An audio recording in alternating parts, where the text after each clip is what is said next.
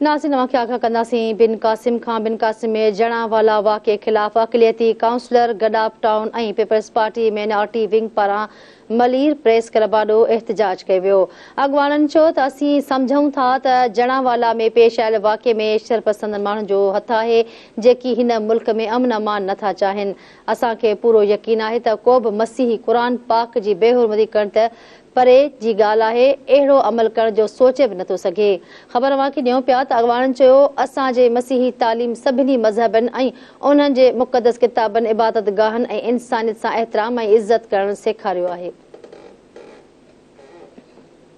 इन हवाले सां वधीक अपडेट मालूम कंदासीं। सिजाद छॾड़ो लाइन ते मौजूद आहे। जी सिजाद, आगाह कजो कहिड़ा तफ़सील आहिनि?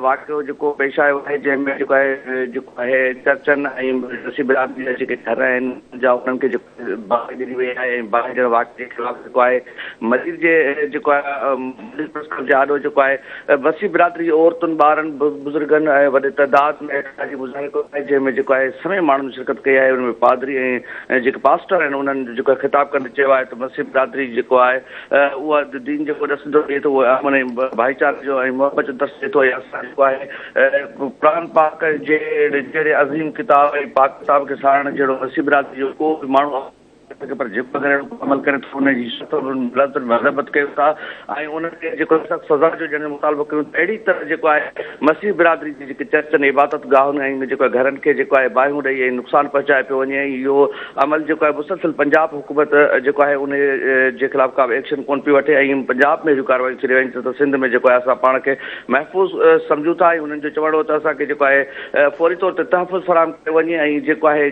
जहिड़ी बि तरह जेको आहिनि उहे मुलज़िम जेके बि जवाबदार आहिनि उहे कहिड़े बि मज़हब सां तालुक़ु उन्हनि जो नथो थी सघे छो त जेके ॾोहारी आहिनि उन्हनि जो को मज़हब ऐं जेको आहे पंहिंजो दीन नाहे हूंदो ऐं उहे सिर्फ़ु मुलज़िम हूंदा आहिनि उन्हनि खे उहे कहिड़े बि फ़िरक़े सां तालुक़ु रखनि था उन्हनि खे सख़्तु सज़ाऊं ॾिनियूं वञनि।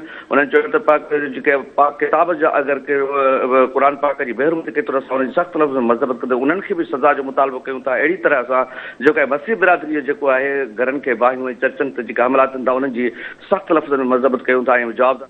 ठीकु आहे सिजाद, अवां जी महिरबानी।